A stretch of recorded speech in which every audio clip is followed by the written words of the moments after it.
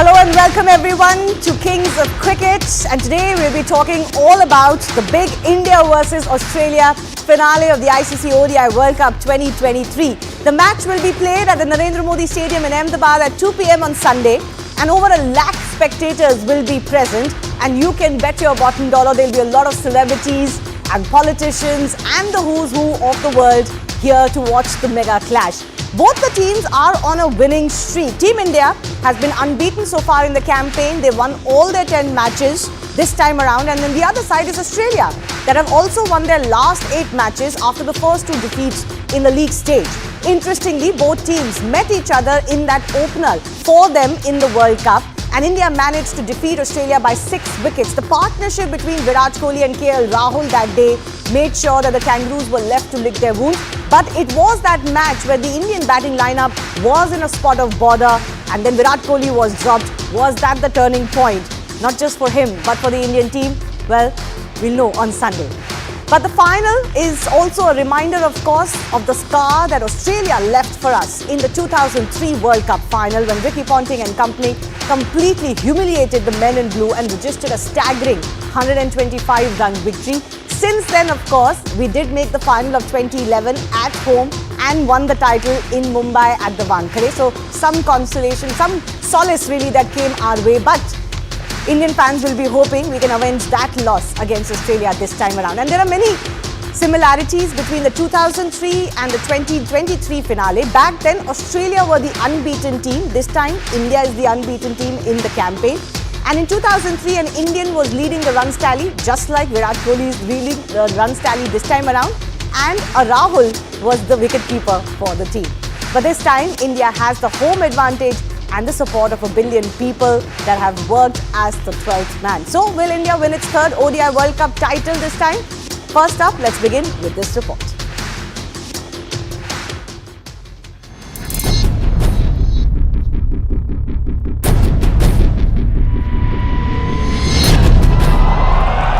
The stage is set and the teams are ready. It's time for the biggest cricket match of the year, the ODI World Cup finale. It's time for India versus Australia at the Narendra Modi Stadium in Ahmedabad. Both teams faced each other in their opening match of this edition of the marquee tournament. The men in blue dismantled Australia and went on to win the match by 6 wickets. This time, India is looking forward to win the trophy for the 3rd time and is running super high on confidence. The men in blue are yet to lose a match in this tournament. If they beat the Aussies in the finale as well, then Rohit Sharma and company would become just the 3rd after Australia and West India to remain undefeated in an ODI World Cup.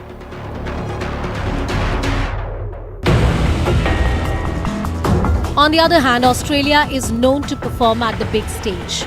Despite losing the opening 2 matches, Australia went on to win all the remaining matches in the World Cup and will now aim to win the prestigious trophy for the record 6th time. If we look at the head-to-head record, both teams have met each other in the ODI World Cup 13 times. Australia has emerged victorious in 8 matches. India and Australia last clashed in the final of a World Cup back in 2003. Australia won that game by 125 runs and lifted the World Cup trophy for the 3rd time. But now India has the home advantage and a deadly bowling lineup which is capable of defending low totals as well. Together with their informed batting lineup, they are the team to beat. Both teams will have to bring their A game to the final to be able to beat the other.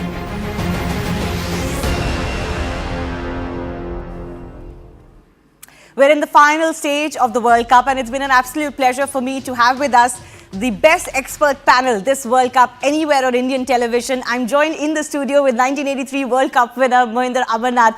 With me today is a special guest, former English cricketer Monty Panesar is with us in our studios. Monty, your friend Graham Swan, who's wearing the England Lions jersey today, is joining you from where? Dubai, is it, Swanee?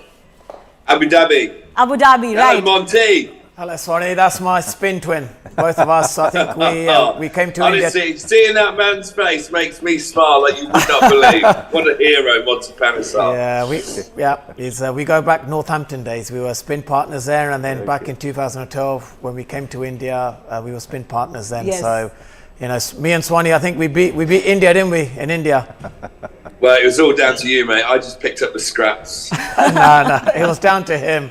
He's the best. Well, our regular Murli Karthik is not there, so we've brought in Monty Panesar to replace one left-arm spinner with another.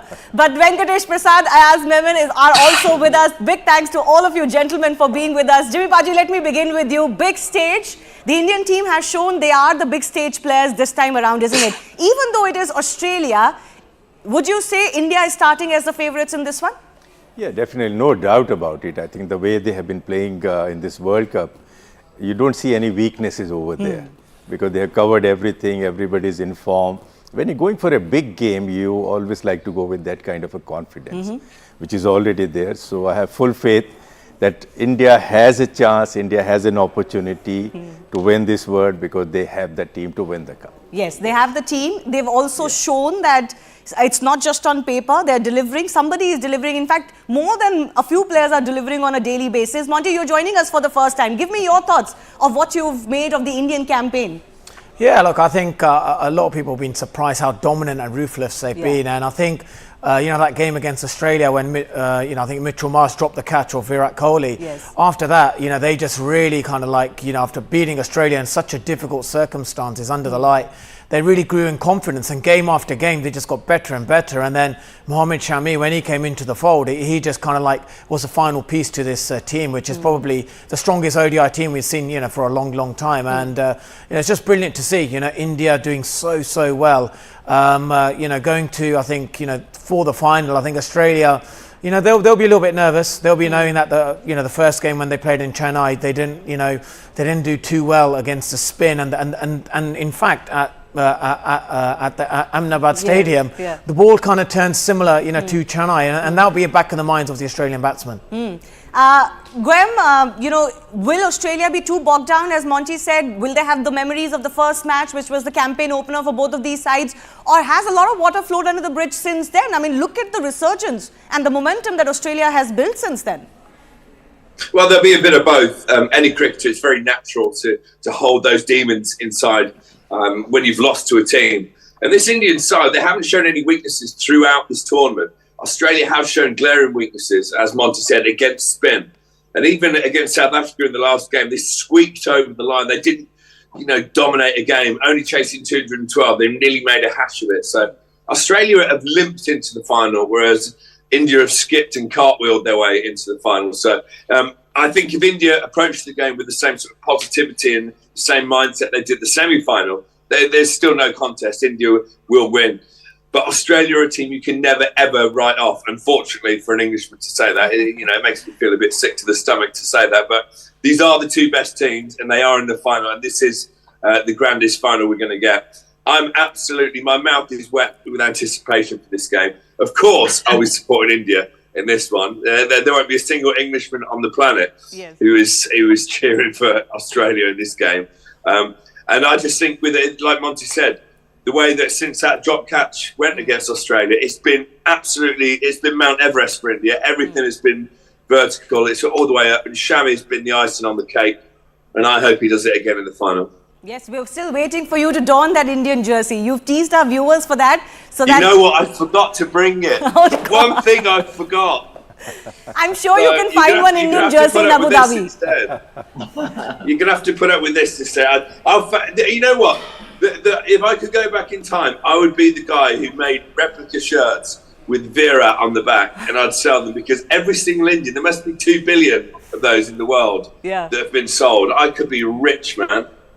Oh well, never mind. I'm sure you can find an Indian jersey or a Virat jersey somewhere in Abu Dhabi also. So get onto your phone and get your contacts working, and I'm sure they can source a jersey for you. But Ayaz, you were very right. You were pointing out earlier in one of our earlier shows that since that dropped catch, look at the turnaround for both Virat Kohli, who's had 3 tons and has even scored his record breaking for 50th ODI ton. And look at the run for India. Had that catch not been dropped when he was on 12 and he eventually went on to make 85 and that beautiful partnership with KL Rahul as well, who knows what could have happened, but this is how it goes.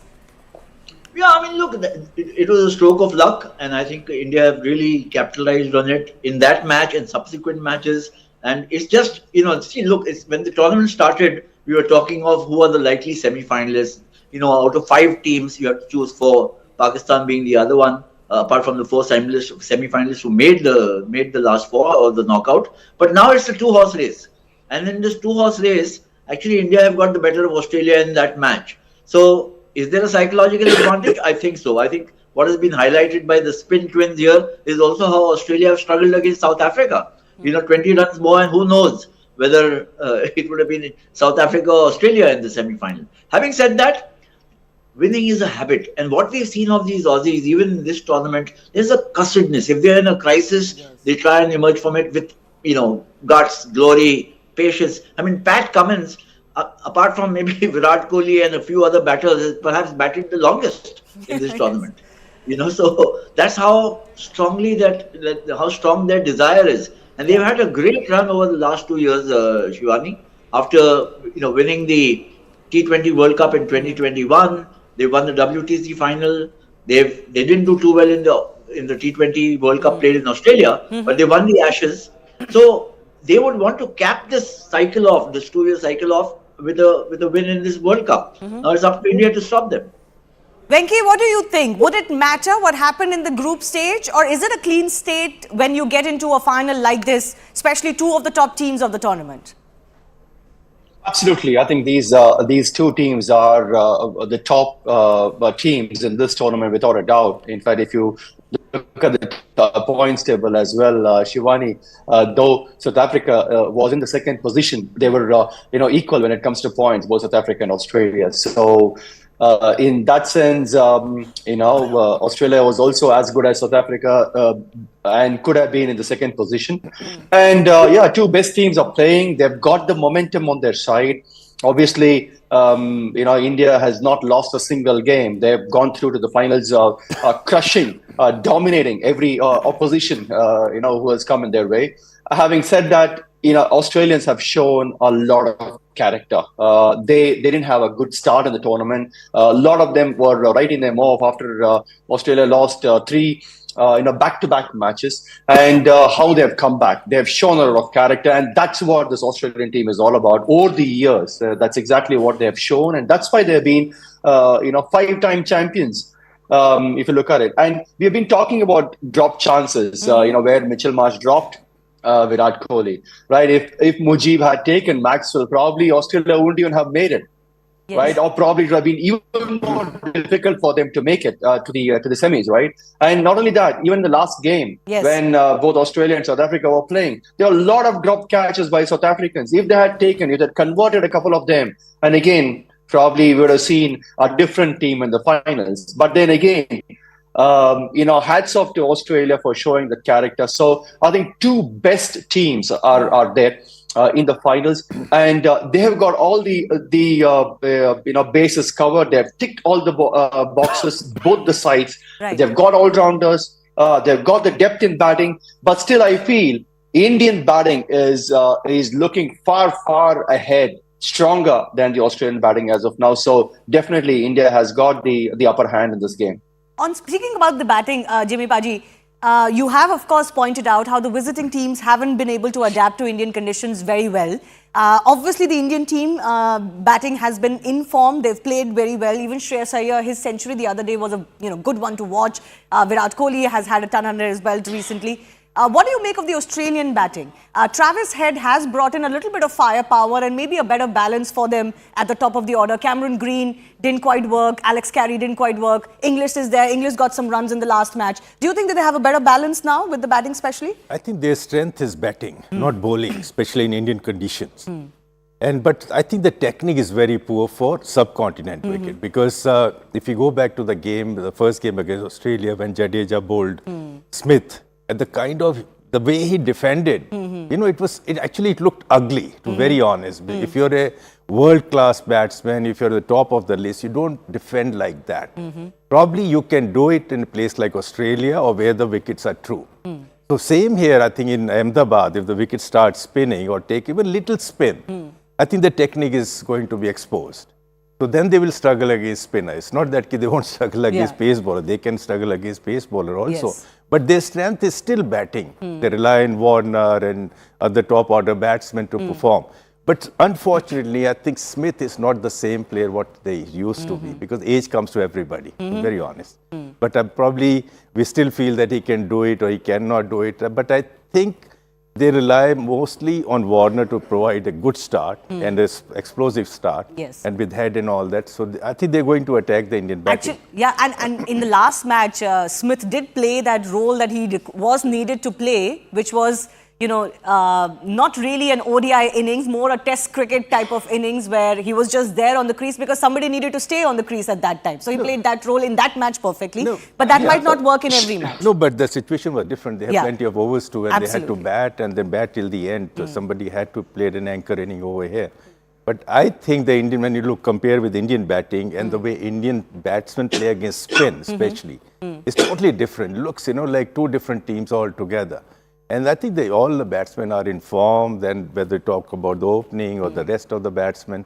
So I think the Indian team is ready for this big occasion. Yeah. So I feel I'll give a thumbs up to Indian team. Really. You're giving a thumbs up to Indian team, but I do want to ask you, I mean, you're one of those who's played the World Cup final here and won a World Cup. So give me a sense of what it's like on the eve of a World Cup final or on the morning of a World Cup final. No, I think once you win a semi-finals, I think you're very relaxed. Okay. Because now you're going to the bigger stage and all that. Your dream is to be there and playing the finals. It cannot be better place than playing final in Ahmedabad. Yes. Actually, when 100 odd people are there, and the whole country is looking up to you and all that. So in '83 is the same thing. When we won the semi-final, I think we were all absolutely thrilled that, okay, we are going to the finals. And we were very relaxed, very chilled out. Actually, we didn't want to miss anything. We didn't want to take any pressure and all that.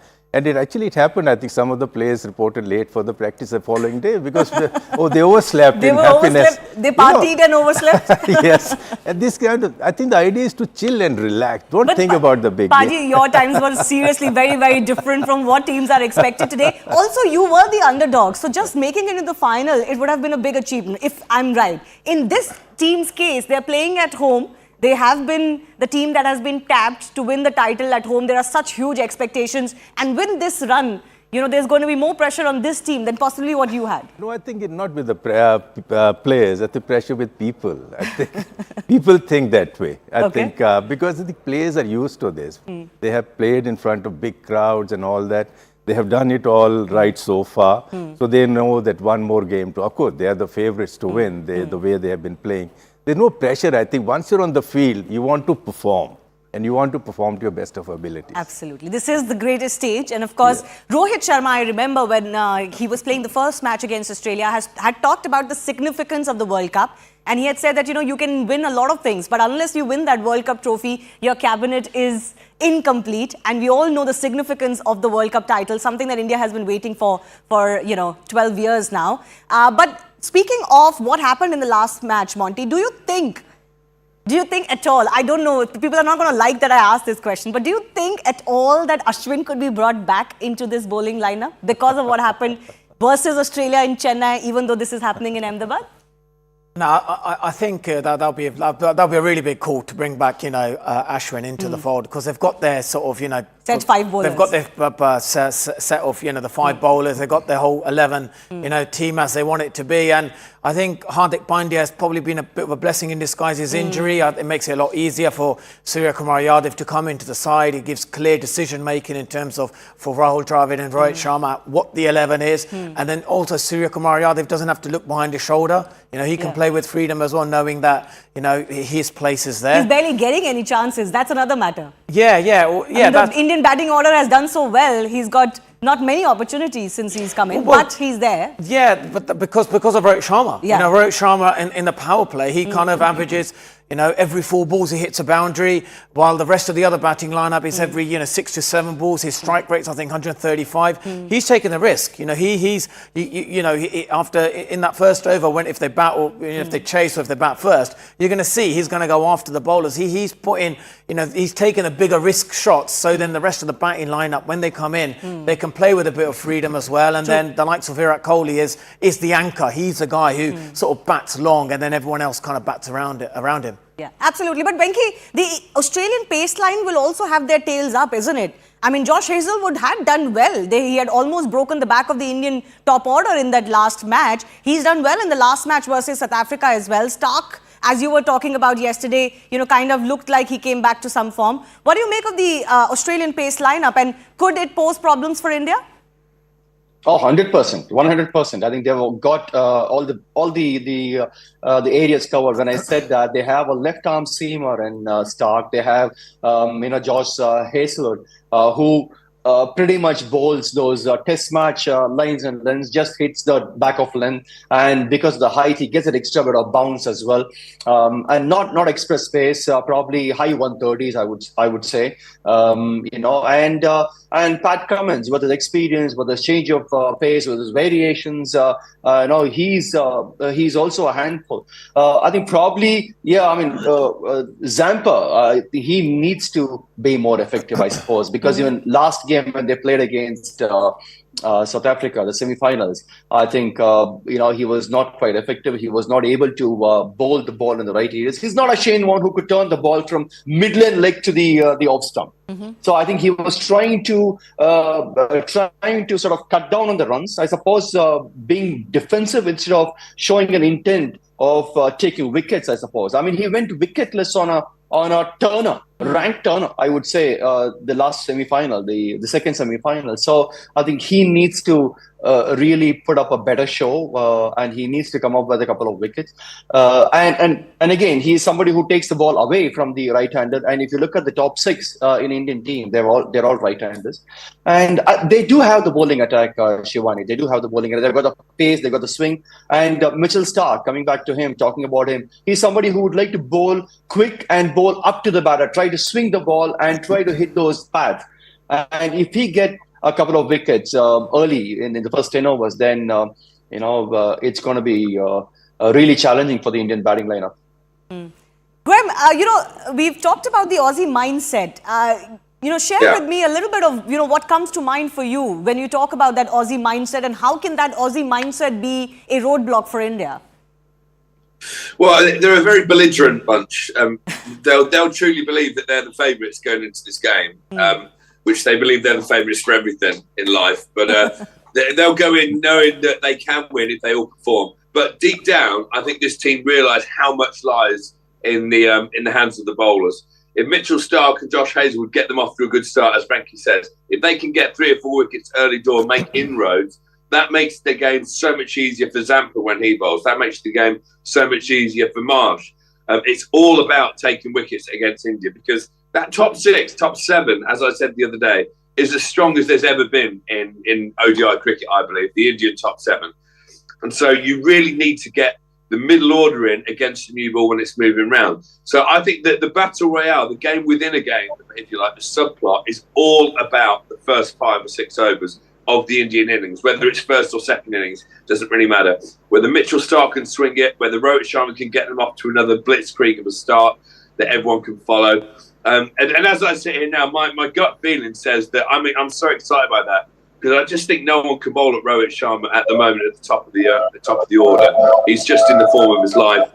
I've a feeling that Australia might try and go short to him, because the ego of the Australians says that they have to bowl short, they have to bowl bounces, mate.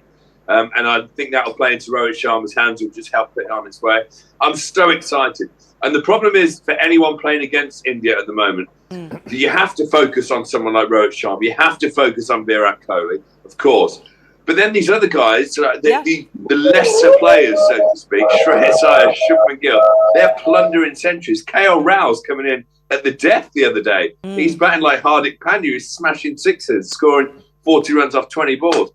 There's no weak link in that Indian batting at the moment. And so, I think Australia bowlers if Australia are to win this game, it will be their bowling attack that does it.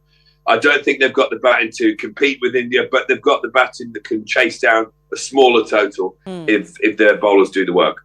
Yes, you talked about how there's no, no chink as far as the batting lineup is concerned. There's been no chink in India's bowling lineup as well. We've been talking so much about how, you have the Bumrah and Siraj finish their first few overs. Then you have Shami come in. There's Jadeja, there's Kuldeep Yadav, and there's really no respite for anybody. But Monu, you want to add a little bit about what it is like to face an Aussie team?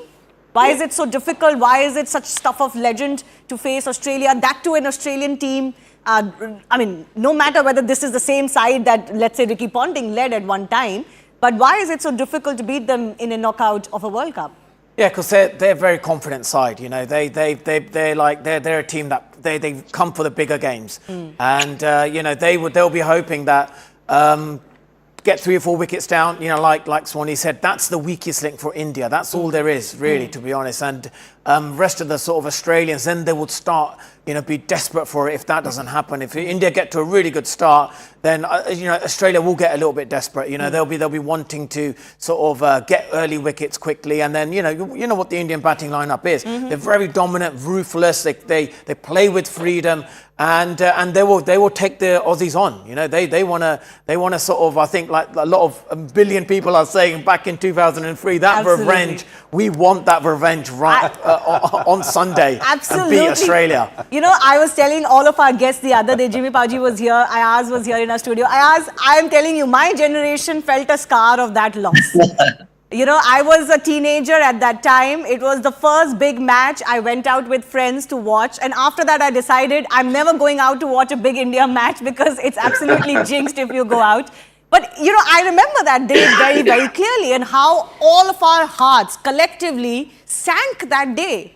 And I know this team is not going to have a scar of that, possibly, because, they were not part of that side. But it would be nice to have some sweet revenge of that.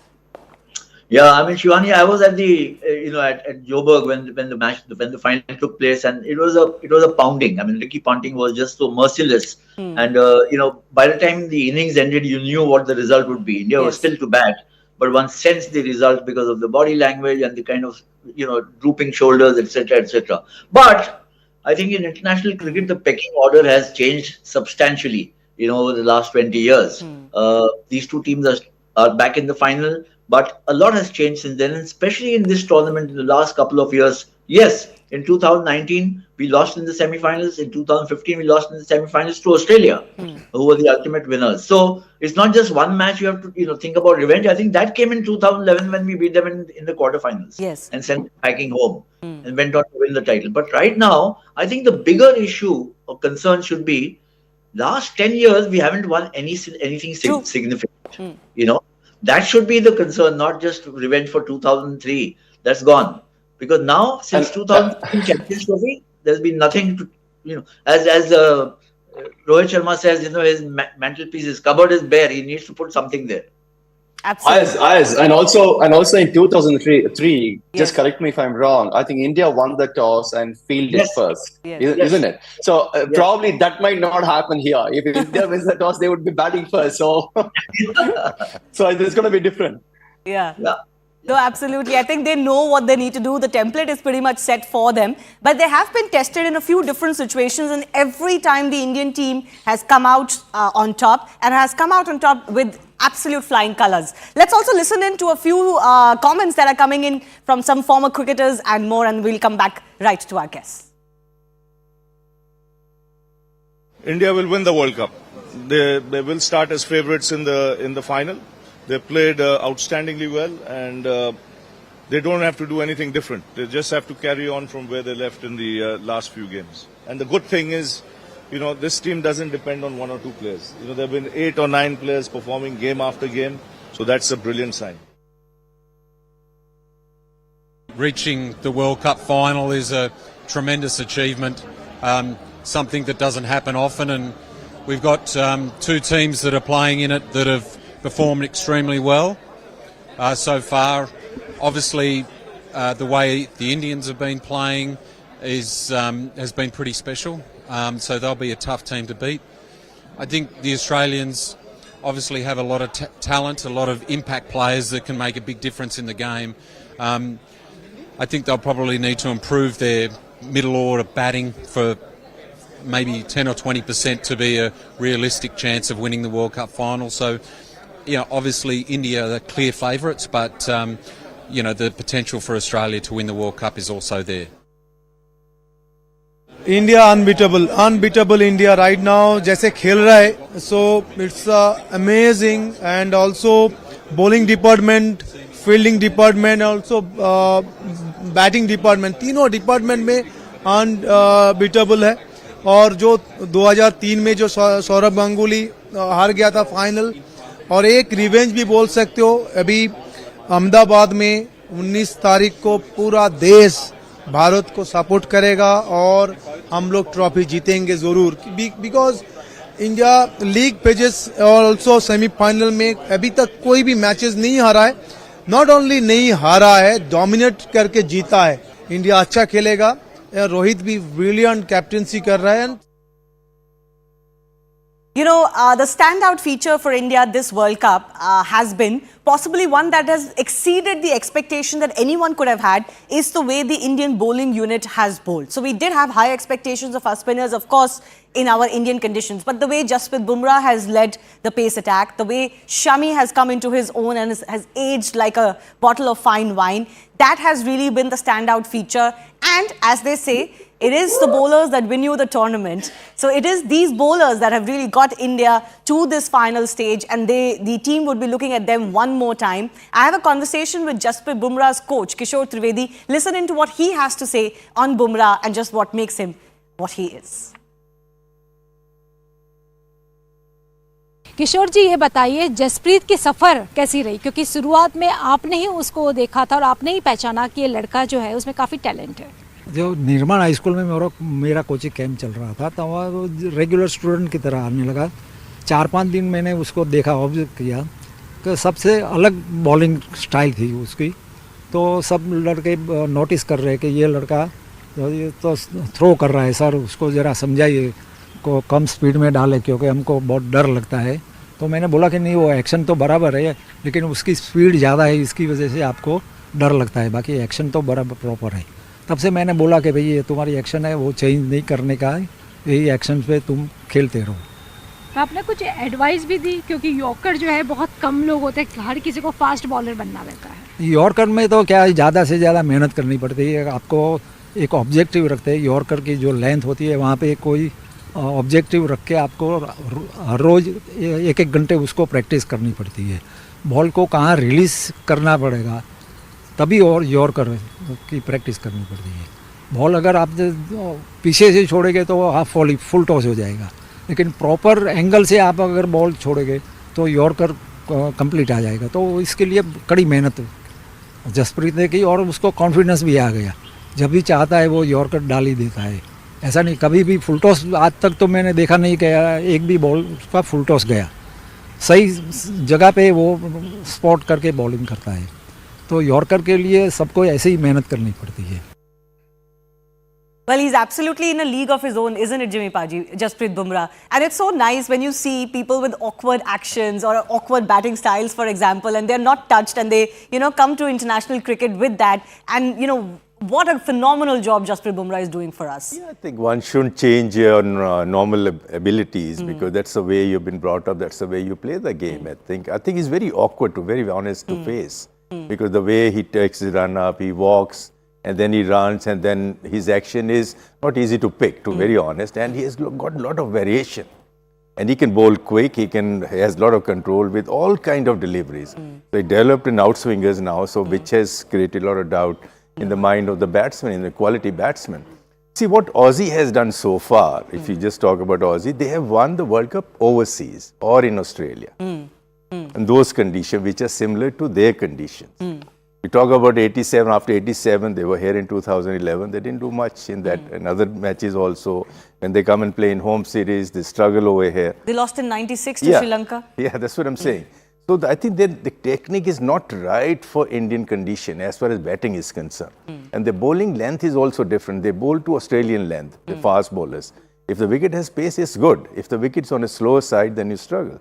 over there. So that's why Stark is important, as everybody talking. He keep the ball up, but he can be expensive also. If the ball doesn't swing, then he will go all over. The runs will come very quickly. So it's very interesting to see how they bowl and how they bat against India. Absolutely. That contest between the Aussie bowlers, especially the first up in the first few overs versus Rohit Sharma and Shubman Gill, is going to be the key contest to watch out for.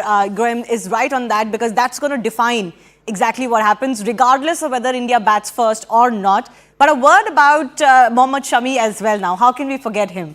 What an amazing tournament for him. He's been through a lot, Monty. He's come into the side, by chance. And we were all talking about this throughout the first 3-4 matches. Why is Mohammad Shami not playing for India? But he's destiny's child as far as this tournament is concerned. Yeah, he's been brilliant. He's been a complete revelation. And I think, he's been taking wickets in his first few balls as well. And that kind of sets the tone for, India. And he's the guy who no one expected, for him to do so well. And in 6 games, I think he's the leading Imagine wicket taker. what would have happened if we had played all 10 games. Yeah, but, it's he's the key, I think if he bowls well, as we've seen him do, right, then I think India could, win this. Don't be surprised. India could win this World Cup very comfortably. We've seen them when they bowl under the lights. They've just, bowled sides out very easily. Did it with South Africa. Bowled them out for 83. Sri Lanka were 14 for 6 at one stage, and I thought they were going to get bowled out for 20. Mohammad Shami has been absolutely brilliant, and he's been tough for him, away from the game, but for him to come back to show the resilience, the mental toughness, and to be absolutely ruthless, the Fab Three, I would say, Jasprit Bumrah, Mohammad Siraj, and Mohammad Shami. This is a very golden period in Indian cricket right now, which you never thought, 15, 20 years ago, you never thought that there would be 3 seamers. Venky's here with us. Yeah, Venky and Javagal Srinath, definitely, but he never had a third one. They didn't have a third one. He had to bowl the second and the third spell. Well, just to add to what Jimmy Paji said and Monty has said about Indian fast bowling, I think what we need to appreciate about Indian pacers is the intent that they've gone into the matches. They've gone into with an intent of getting wickets and not being defensive. So it's a mindset. Our Murli Karthik, he keeps talking about the mindset, isn't it? So I think they've gone with a mindset. One is being positive, and also with a mindset of taking wickets, not bowling dot balls, not bowling defensive. And they have kept on attacking. They've kept on. 2 slips at times, and we have seen 3 slips at times, and so this is how you need to be going. So you need to have that intent of getting a wicket, not to be defensive. So I think the best way, attacking is the best form of defense. They keep saying. So whether it's batting or bowling, you have to keep on attacking, and keep on looking for wickets. Graham, who would you pick? I know, apart from Rohit Sharma, that is one, but who would you pick as the absolute key for India, let's say, other than Rohit Sharma? Because I sense that, you're really looking at him as the match winner for us. An absolutely brilliant job he's doing at the top of the order, not worrying about his 50s or any milestones. He's just giving India the start that really sets them up. But apart from him, who's the key for you? Well, I'm always going to look for the X Factor player, the rock star, and that has to be Jadeja. He's had a fairly quiet back end to this World Cup, mostly because the batting order have not really given him anything to do. Yeah. But I always look for big-time players when the pressure is on, in the heat of the battle, times where even the world's best fail. Jadeja absolutely lives for those occasions. Just look at the IPL last year. Wins the whole IPL for the last 2 balls, 6 and a 4. He is the sort of player who makes me so confident in the Indian team, because even if wickets do fall, even if they do get in a chasing situation, he is, honestly, he's calmness personified when he walks out to bat. He doesn't look like he's bothered about anything. He can score all round. He can hit the winning runs. And then with the ball, I just don't think, if it's turning especially, the Aussies do not know how to play Jadeja. They're like the English. We don't know how to play Jadeja, neither do the Aussies. So I think, for me, and he's a spinner as well, and so I always look for the spinners. Absolutely. I am convinced that the man of the match in the World Cup final will be Jadeja. Oh, wow. We've got one prediction for us, clear cut. We'll, of course, hold Swanee to that. Anyone else with their predictions of who the man of the match is going to be? Indian team. But I know Jimmy Paji loves Jadeja too. You also find him the X Factor he's player. a fantastic player. You know, like, I think we don't talk about him, we don't talk about his contribution and what he can do on the field. So he's absolutely a match winner in all three departments of the game. Fielding as well. Yeah, that's what I'm saying, because he's such a player that when he comes, probably you want wickets, you want the run rate to come down, he can do it. Fielding is brilliant, batting when he's needed or needed the most, he'll come and perform. But you need him to be there all the time. And I think one thing come to my mind, I know it may sound silly and all that, I think what I feel, what Aussie are going to do against Shami. Yeah. It may sound... See, Shami is a very accurate bowler. He bowls to stump, and he bowls maybe in the area where you can take risk if you prepare to take a risk. Okay. They may attack Shami if they get a good start. If the Aussies get a good start, and by the time he comes, they may have their tails up. Sounds silly. But it can happen. No, it could happen. Actually, the way Warner and Head came out to bat the other day, it was very clear that they were showing a lot of intent. Yes, it was a low score that they were chasing, so you can have that liberty at the top of the order. But they can be brutal too. No, the other thing, because see, he's the main bowler. Yeah. If they destroy his rhythm. So they may just attack him, you know, knowing Aussie temperament and all that. So go with two ons and just like a bowler. Take the battle to Mohammad Shami, absolutely, the best bowler on the field. So let's do what happens, you know. Absolutely. That will be interesting if it happens, actually. Yeah, it will be a good contest to watch exactly who comes out and trumps. But, you know, interesting, Monty used the word ruthless. And, you know, I asked an interesting aspect came to my mind. You know, this is a bowling lineup which is actually, you know, how should I put it? They're not quite the ferocious bowlers, pacers we know. Their conduct on the field is actually, you know, very quiet. They're not in your face. Jasprit Bumrah, Mohammad Shami, maybe Siraj a little bit. But, you know, the other two are very calm and composed. They're not the kind of pacers we know who get in your face and are, you know, very, very ruthless and aggressive on the field. They let their ball do their talking, isn't it? Yeah, I mean, that's the old stereotype of fast bowlers. I mean, there has been a change in that. I mean, Siraj is feisty. Yeah. I think Shami, what he has shown in this World Cup is, you know, he's making the ball talk rather than talking himself. And just Bumrah has always been a mellow kind of a performer. He can be very aggressive, as we all know. But you know, I think by and large, Indian fast bowlers, even Venki, one of them is sitting here, you know, they've not been demonstrative on the field. They've not been tantrum prone. They've been prepared and happy to let their skill show up for what it is. You know, and that I think is a great way to go, because if you get temperamental, you can also be kind of, you know, you could be exploited by the opponents. We've seen that happen. You know, sometimes fast bowlers lose their heads and they can go all over the place. Especially in a match like this, you don't want that to happen. We saw that incidentally, you know, in a very minor way, Afghanistan versus Australia. You know, Maxwell is on one leg, and the kind of bowling line or the length which they should have maintained, yes, lack of experience, whatever else, but they just bowled the wrong stuff to him. And then he had this long partnership with Cummins, and it, you know, took Australia home. And I just want to make this point that Australia has actually had 4 or 5 really close matches. I'm including the first one against India in this, because, you know, they were bowled out for 199, but they got 3 wickets for 2 runs. You know, it made it tough for India at the start. But then the match against Afghanistan, the match against New Zealand, and this last semi-final against South Africa, they could have lost any of those matches, and they won all of those. So they've been through the grind, and they've come out, you know, seasoned, I would say, or primed up for a final. Yeah, in that sense, slightly different build-ups for India and Australia. Yes. Australia has had to grind its wins and come to the final. India, in comparison especially, has looked like they have sailed into the final. But both teams will take a lot of confidence from their build-up respectively. Very quickly, I want to play out this reaction of Shami's family and coach, because what a moment it has been for them. The Prime Minister has singled out Shami for his praise. Sachin Tendulkar called it a Shami final instead of a semi-final the other day. And this man truly deserves the limelight he's getting right now. Listen in from his family. पूरे ही देश में समझ लो दीवारी दोबारा हो चुकी है। सामी भाई ने परफॉर्मेंस बहुत अच्छी की है। 7 विकेट लेना बहुत बड़ी उपलब्धि है, हम सब के लिए बहुत गर्व की बात है और पूरे देश को सामी भाई ने सेमीफाइनल जिताकर फाइनल में पहुंचा दिया है। ये हमारे और देश के लिए गर्व की बात है। सामी भाई ने 7 विकेट लिए हैं और लगातार सबसे ज्यादा 5 विकेट लेने वाले सामी भाई बॉलर बन चुके हैं वर्ल्ड कप में और इस वर्ल्ड कप में मोस्ट विकेट टेकर, और उम्मीद करते हैं सामी भाई मैन ऑफ द सीरीज भी बने और इसी तरीके से टीम इंडिया का सिलसिला जारी रहे और इंडिया फाइनल भी जीते।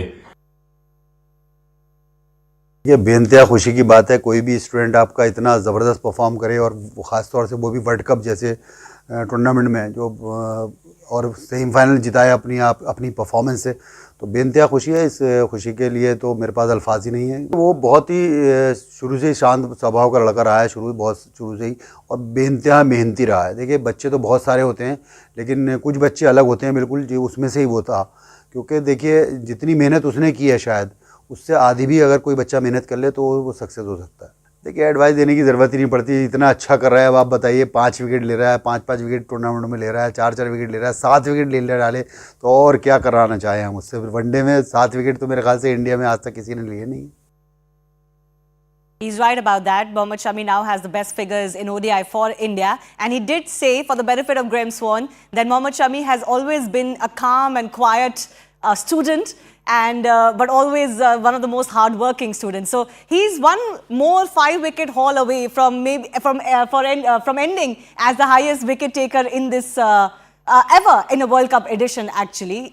So he has 23. He'll look for some more.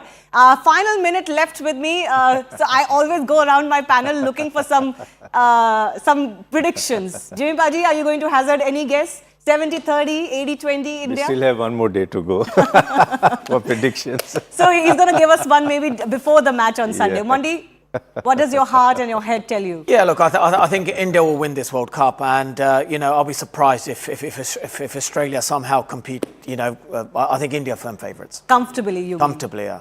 Swan, what do you think? The fireworks in Ahmedabad will be blue.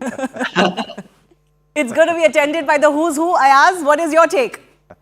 I mean, seeing the form India is in, I would have said 75-25, but knowing that it's Australia in the final and the way they're known to fight and kind of performances they've had in the past, I would say 55-45, and that's good enough.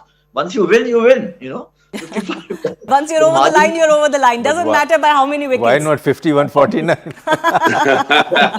51-49 also, yeah. Venki? It's going to be tricolour all the way. All the way. Okay, I'll end on that note. That's a good note to end on. Swani, you come in the Indian jersey or wear the tricolour somehow on Sunday. I'll find it. Don't you worry. I'll have Vera on my back come the final. I'll find one.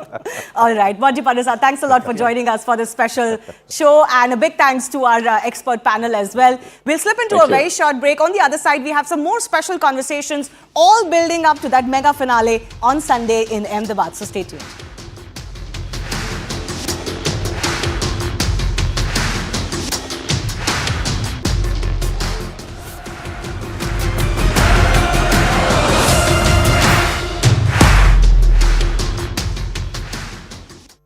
Co-presented by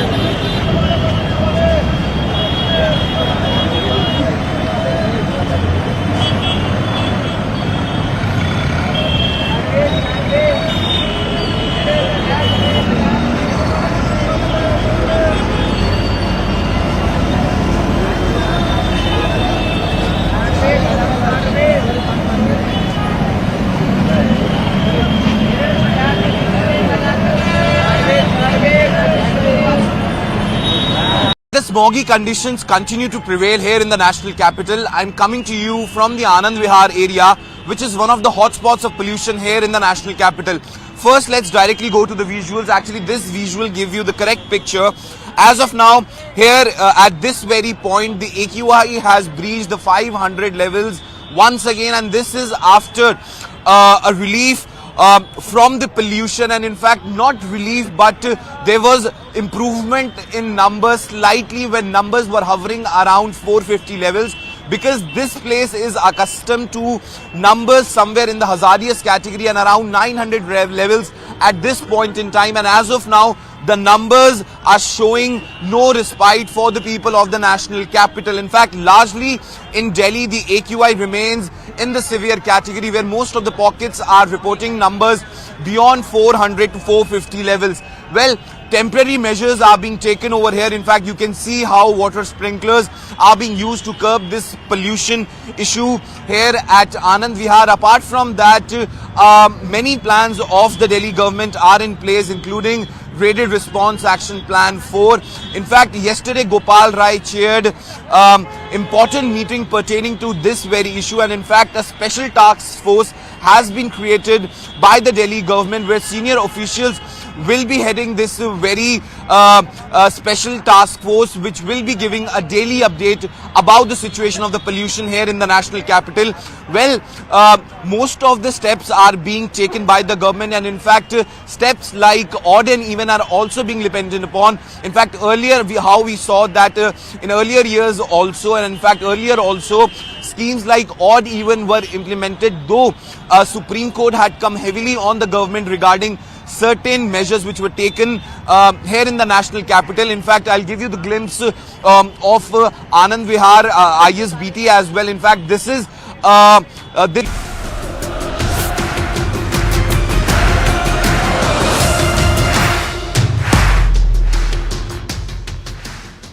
very interesting question. In this entire tournament, High Commissioner, there was perhaps very less moments when India could be seen under pressure, because India is performing really well, and most of the times, match was on the Indian side. What all matches India has played. Do you think that this time around Australia would be able to perhaps put pressure on India when both teams will play the finals? Well, I hope so. I mean, the reality is India's been playing so well that they barely ever looked as though they were under great pressure. So, as you say, they're not particularly tested as to what it's like to be behind in a game. Maybe that's a tiny advantage for Australia, but gosh, you've got to say that this Indian side is performing extremely well, and we'll have to be at the top of our game to beat them. Okay. When I came to High Commission before starting this interview, High Commissioner promised me to show something very exciting. So if I can have that excitement, thank you. So High Commissioner himself will describe and show the importance. So this is a jersey of Australian team signed by the squad. And this happened when the team came to see you here in New Delhi. That's right. So we had a function here at the residence, and members of the Australian team came, and they were kind enough to sign this jersey for me. I had a good chat with David Warner and the boys. That was at an interesting time, Siddharth. That's just the moment when they started to look good in this tournament. Okay. And one sensed at that moment that something was happening after a rather slow start. Yeah. And so it seems to be playing out. At any rate, wonderful memory for me and the many Indian guests who were here, and a wonderful memento. Who is your favourite player in the team? Australian team? You've got to go with Maxi. I mean, a guy who can just turn a tournament in one innings, and isn't too shabby with a ball either. So I'd have to go with him. Okay. High Commissioner, also, when we were kids, we used to watch match a lot. Then there was a tough competition and perhaps a lot of comparison between Ricky Ponting and Sachin Tendulkar. Yeah. Now, do you see anybody of the level of Virat Kohli in Australian team? Oh, yes. I mean, David Warner's record is extraordinary. I mean, the guy's 37 and he's still at the top of his game. And if he's on song on Sunday, then anything can happen. So extraordinary in the field. So I've got a lot of time for him. Okay. Now, Ambassador, High Commissioner, when I discussed this in office that I'm going to interview you, they have sent some rapid fire questions for you. I see. So we'll take few rapid fire questions with the High Commissioner. Perhaps we'll try to put him in this spot because we are jealous of him as he's going to watch the finals in Ahmedabad. So, okay. So let's just start the rapid fire. Okay. So, Hazelwood or Shami, the better bowler? After last night, Hazelwood. Hazelwood, okay. Labuschagne or KL Rahul, the better middle order? As a fielder, Labuschagne. Okay. As a middle order, the Indian. The Indian, okay. Bumrah or Stark, the better Yorker? Oh, definitely Stark. No question. That is Stark. Yeah. You're being biased. No. I don't know what else you got here. Okay. David Warner or Rohit Sharma? Now this should be Rohit Sharma, the better opener. All right, you can answer then. Okay, Maxwell or Jadeja, the better all-rounder? You know my answer to that. Yeah. Definitely Maxwell. Maxwell, okay. So, High Commissioner, whenever I have interviewed you, perhaps, I've got a chance to see you. He has always spoken about collaboration, both countries coming together and, unity, all those things. So, is that going to be the position when you are going to watch match at Narendra Modi Stadium? Look, there's an awful lot. Or this cricket enthusiast in you will take over the High Commissioner's. No. I tell you, Siddharth, there's awful lot that's positive and buoyant and cooperative in our bilateral relationship. But I believe in competition. Okay. Competition for, in the economic front, competition for our defence forces to be better, competition around our diplomacy. We talked about how that indomitable spirit is in the Australian cricket team. Yeah.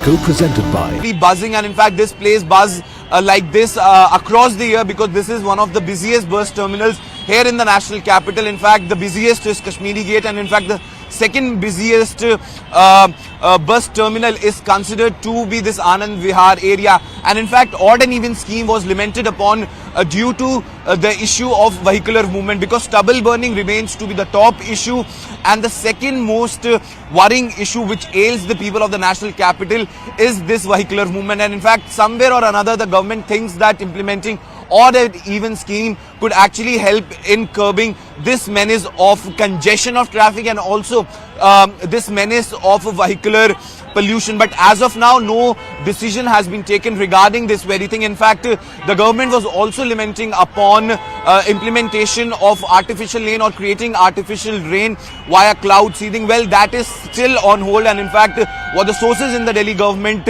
are suggesting is that continuous deliberations are being made when it comes to this issue. Well, just giving a quick update of the numbers. In fact, across Delhi, the numbers are in worrying condition once again. In fact, the Met Department has said that due to the unfavorable weather conditions, the pollution will be here in the national capital for some time because the temperatures are dipping, and in fact, the wind speed has also calmed a little.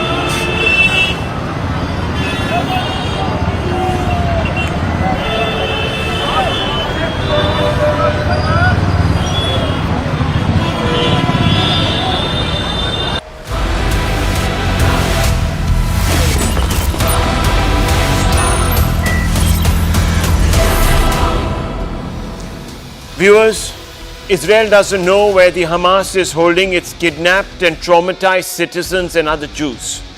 Israel doesn't know if they're alive. Israel doesn't know if the women and little girls in Hamas's custody have been brutalized or tortured like innocent Shani Luke was. You remember Shani Luke? She was taken away and then, viewers, her body was paraded through the streets of Gaza. Israel doesn't know if it will be able to bring the real murderers of its innocent citizens to justice. Israel doesn't know if the bloodthirsty Hamas leadership is planning another terror attack against it. It doesn't know which other public facilities in Gaza have been turned into terror hubs by Hamas. It also doesn't know if the Hamas is still using innocent Gazans, its own citizens, as human shields. Israel has pinned all its hopes on a brave fight back. Remember, the Hamas constitutes an existential threat to the nation of Israel and all Jews. Israel hopes that by its ground invasion of Gaza, it will free Jewish hostages and degrade Hamas terror infrastructure to the extent that the Hamas cannot ever attack and brutalize Israelis and Jews on Israeli soil again. Israel is fighting back to save itself, but the Congress party here in India, viewers, doesn't see it that way. It has linked Israel's fight back to a genocidal campaign against Palestinians. Here's viewers, what is being said. Israel actions following Hamas condemnable attack on their citizens are genocidal. The targeting of civilians, women and children, hospitals and shelters violate the values of humanity and every international norm of war.